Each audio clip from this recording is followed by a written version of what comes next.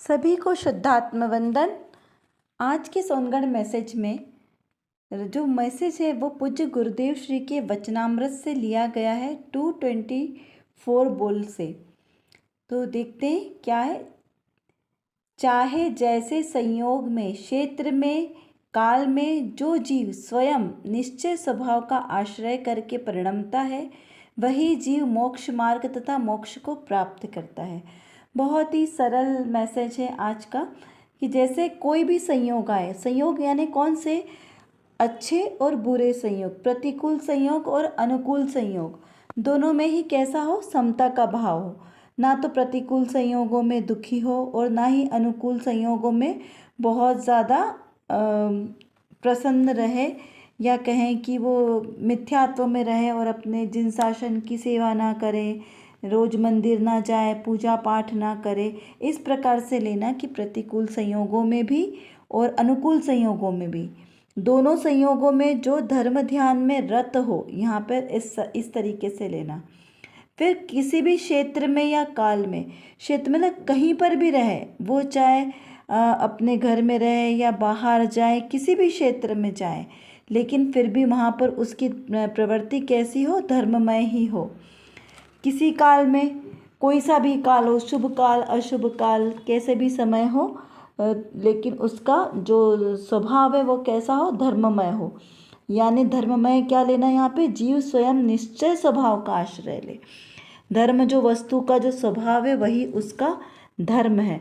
तो निश्चय स्वभाव वस्तु का, आत्मा का स्वभाव कैसा है, तो जानना देखना है, मात्र ज्ञाता दृष्टा रहना है, करता रहना नहीं। इस प्रकार वो जो जीव अपने ही स्वभाव में परिणमता है, अपने ही स्वभाव का आश्रय लेता है, वही जीव मोक्ष मार्ग को प्राप्त होता है। आज की रत्न कणिका के माध्यम से प्रश्न करते हैं, राग को जीव का कहें या पुद्गल का कहें। बहुत ही अच्छा प्रश्न है कि राग को जीव का बोलना या पुद्गल का, क्योंकि राग करता कौन है, आत्मा। आत्मा के ही आश्रय से तो राग की उत्पत्ति होती है, जड़ में तो राग उत्पन्न होगा नहीं। तो फिर उसको आत्मा का कहना या पुद्गल का कहना, क्योंकि कर्मों को क्या कहा है, जड़ कहा है, पुद्गल कहा है, और पुद्गल में कैसे राग द्वेष होगा। तो उसका समाधान करते हुए पूज्य गुरुदेव श्री कहते हैं कि राग अपनी पर्याय में होता है, स्वयं ही करता है, अतः पर्याय दृष्टि से वह जीव का है। द्रव्य दृष्टि से जीव स्वभाव में राग है ही नहीं, अतः राग जीव का नहीं, पुद्गल के लक्ष्य से होता इसलिए उसे पुद्गल का है। एक और प्रश्न पूछा एक मुमुक्षु जी ने, एक खूंटे से बांध कर रखिए ना, ये एक खूंटे से बांध कर रखिए ना किसको कहा है। तो देखते हैं गुरुदेव श्री ने क्या उसका जवाब दिया है। जिस अपेक्षा से कहा जाता है उस अपेक्षा से खूंटा मजबूत ही है। यानी जिस अपेक्षा की बात चल रही हो उसी अपेक्षा से उसको समझना है।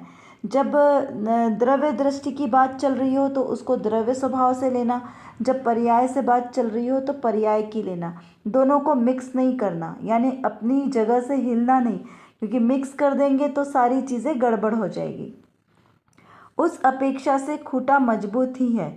राग को सर्वथा पर का ही माने तो जीव स्वच्छंदी हो जाएगा, और राग को सर्वथा अपना ही स्वभाव मानेगा तो कभी उसका अभाव हो ही नहीं सकेगा।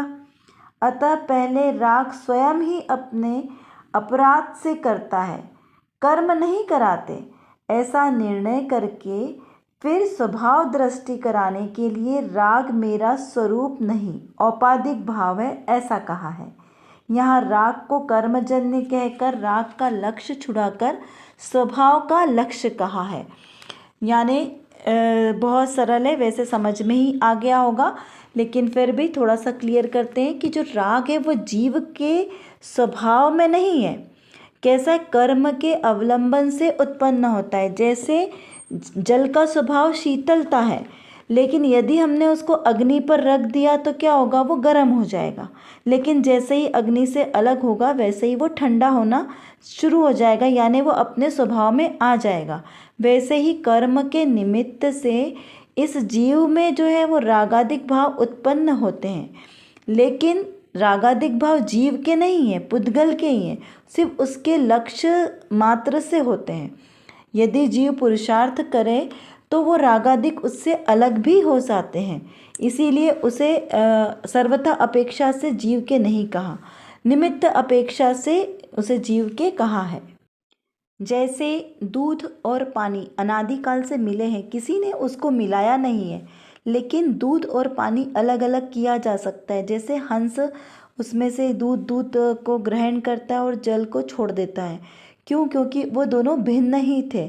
इसी प्रकार से यहाँ पर भी हमको समझना है कि रागादिक भाव जीव के नहीं है, वो जीव से भिन्न है।